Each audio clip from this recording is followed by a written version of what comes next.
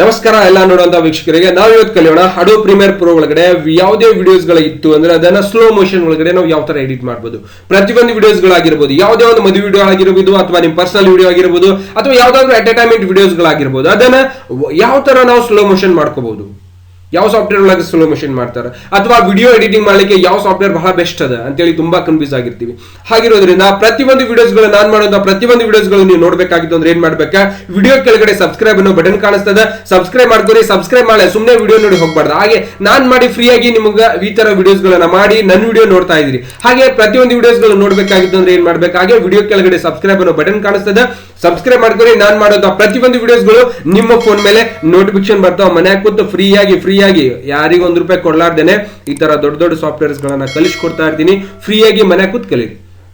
ನೋಡೋಣ ಯಾವ ತರ ನಾವು ಯಾವ ಸಾಫ್ಟ್ವೇರ್ ಒಳಗೆ ಆಗ್ಲೇ ಹೇಳಿದೆ, Adobe Premiere Pro ಒಳಗಡೆ ಇದು ಒಂದು ದೊಡ್ಡ ಸಾಫ್ಟ್ವೇರ್. ಇದ್ರ ಬಗ್ಗೆ ಸ್ವಲ್ಪ ಗೂಗಲ್ ಒಳಗಡೆ ಸರ್ಚ್ ಮಾಡಿ ನೋಡ್ರಿ. ಇದರ ಫೀಸ್ ಎಷ್ಟಿದೆ, ಇದು ಎಷ್ಟು ರೊಕ್ಕ ಕೊಟ್ಟ ಕಲಿಸ್ತಾರ ಅನ್ನೋದು ಗೊತ್ತಾಗ್ಬಿಡುತ್ತೆ ನಿಮ್ಗೆ. ಓಕೆ, ಲಕ್ಷ ತಗೋತಾರೆ ಈ ತರ ಸಾಫ್ಟ್ವೇರ್ ಅನ್ನ ಕಲಿಸ್ಲಿಕ್ಕೆ. ನಮ್ಗೆ ಗೊತ್ತಾಗ್ತಿದೆ, ಅದಕ್ಕೋಸ್ಕರ ಫ್ರೀ ಆಗಿ ನೋಡ್ತಾ ಇರಿ. ಹಾಗೆ ನನ್ನ ವಿಡಿಯೋನ ಕಂಟಿನ್ಯೂ ಆಗಿ ಫಾಲೋ ಮಾಡ್ತಾ ಇರಿ. ನೋಡೋಣ ಯಾವ ತರ ನಾವು ವಿಡಿಯೋಸ್ ಗಳನ್ನ ಸ್ಲೋ ಮೋಷನ್ ಒಳಗಡೆ ಎಡಿಟ್ ಮಾಡಬಹುದು ಅನ್ನೋದನ್ನ ಗೊತ್ತಾಗ್ಬಿಡುತ್ತೆ ಈ ವಿಡಿಯೋ ನೋಡಿದ ನಂತರ.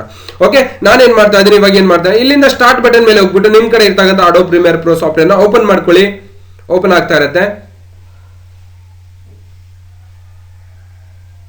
ಓಕೆ, ಓಪನ್ ಆಗ್ಲಿಕ್ಕೆ ಸ್ವಲ್ಪ ಕಾಲಾವಕಾಶ ತಗೊಳತ್ತೆ. ಯಾವುದೇ ರೀತಿಯಿಂದ ಗಡ್ಬಡ್ ಮಾಡಬಾರ್ದು, ಅರ್ಜೆಂಟ್ ಒಳಗೆ ಏನು ತಿನ್ಬಾರ್ದು, ಸಮಾಧಾನದಿಂದ ತಿನ್ಬೇಕು.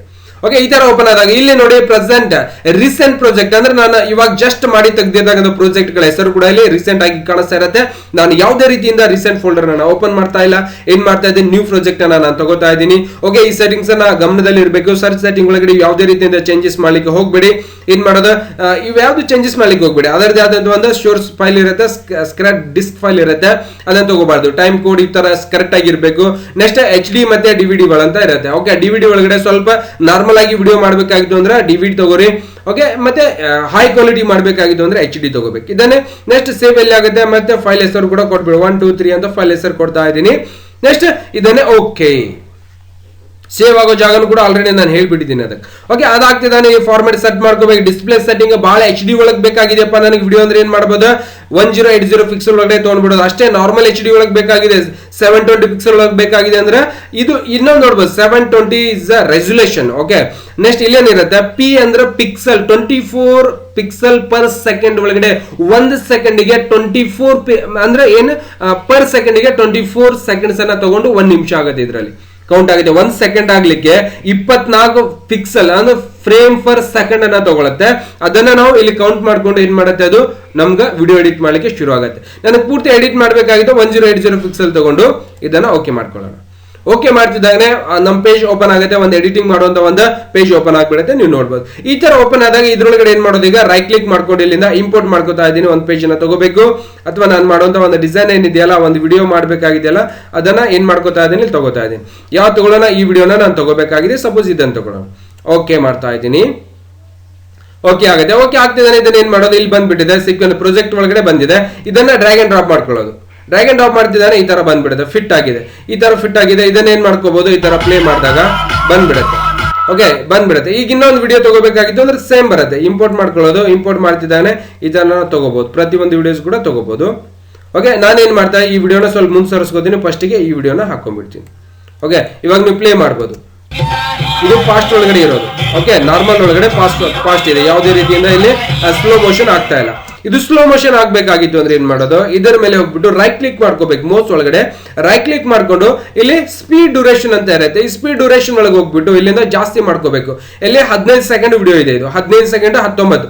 ಅದನ್ನ ಏನ್ ಮಾಡ್ಕೋತಾ ಇದ್ದೀನಿ ಅಂದ್ರೆ ಡ್ಯೂರೇಷನ್ ಇದೆ ಅದು, ಇದನ್ನೇ ಜಾಸ್ತಿ ಮಾಡ್ಕೋತಾ ಇದ್ದೀನಿ 72.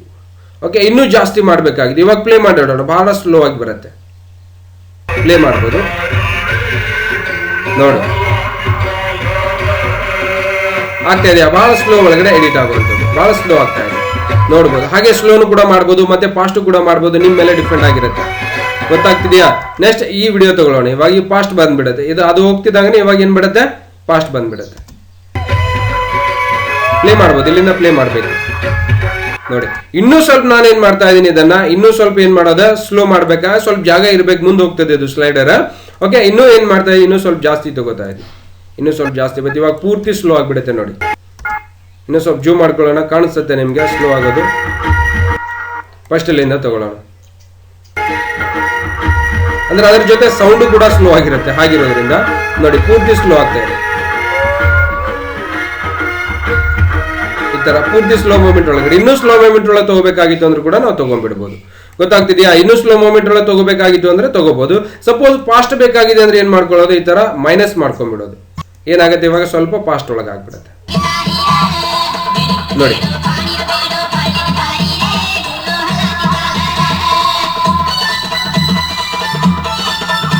ಈ ತರ ಫಾಸ್ಟ್ ಆಗ್ಬಿಡುತ್ತೆ. ಇನ್ನೂ ಫಾಸ್ಟ್ ಮಾಡ್ಬೇಕಾಗಿತ್ತು ಅಂದ್ರೂ ಕೂಡ ನಾವು ಮಾಡ್ಕೊಬೇಕು. ಫಾಸ್ಟ್ ಮಾಡ್ಬೋದು, ಸ್ಲೋನು ಮಾಡ್ಬೋದು. ಈ ವಿಡಿಯೋ ನೋಡಿ, ಇದು ಕರೆಕ್ಟ್ ನಾರ್ಮಲ್ ಆಗಿದೆ. ಇದಕ್ಕೆ ಸ್ವಲ್ಪ ಫಾಸ್ಟ್ ಮತ್ತೆ ಸ್ಲೋ ಮಾಡಿ ನೋಡೋಣ, ಚೆನ್ನಾಗಿ ಕಾಣಿಸುತ್ತೆ. ರೈಟ್ ಕ್ಲಿಕ್ ಮಾಡ್ಕೊಂಡು ಇಲ್ಲಿಂದ ಏನ್ ಮಾಡೋದು, ಸ್ಪೀಡ್ ಡ್ಯೂರೇಷನ್ ಒಳಗೆ ಹೋಗ್ಬಿಟ್ಟು ಇದನ್ನ ಜಾಸ್ತಿ ಮಾಡ್ಕೊಳ್ಳೋಣ. ಇವಾಗ ಮಾಡೋಣ. ಓಕೆ, ಒಳಗಡೆ ಇರ್ತಕ್ಕಂಥ ಎಲ್ಲ ನಮ್ಮ ಫ್ರೆಂಡ್ಸ್ ಅಪ್ಪ, ಬೇರೆಯವ್ರು ಯಾರು ಇಲ್ಲ ನೋಡಿ. ಸ್ವಲ್ಪ ಸ್ಲೋ ಆಗ್ತಾ ಇದೆ, ಇನ್ನೂ ಸ್ವಲ್ಪ ಫಾಸ್ಟ್ ಮಾಡ್ಕೋಬೇಕು. ನಾನು ಇನ್ನೂ ಫಾಸ್ಟ್ ಸ್ಲೋ ಮಾಡಬೇಕಾಗಿದೆ, ಅಂದ್ರೆ ಮೈನಸ್ ಒಳಗೆ ತಗೋಬೇಕಾಗಿದೆ. ಇನ್ನೂ ಮೈನಸ್ ಒಳಗೆ ತಗೋಬೇಕು ಅಂದ್ರೆ ಪಟ್ ಪಟ್ ಪಟ್ ಪಟ್ ಪಟ್ ಪಟ್ ಹೊಡೆದಂಗೆ ಆಗಿರ್ಬೇಕು. ರೈಟ್ ಕ್ಲಿಕ್ ಮಾಡ್ಕೊಳ್ಳೋದು, ಸ್ಪೀಡ್ ಡ್ಯೂರೇಷನ್ ಮೈನಸ್ ಮಾಡ್ಕೊಳ್ಳೋಣ. ಇವಾಗ ನೋಡಿ ನೋಡಿ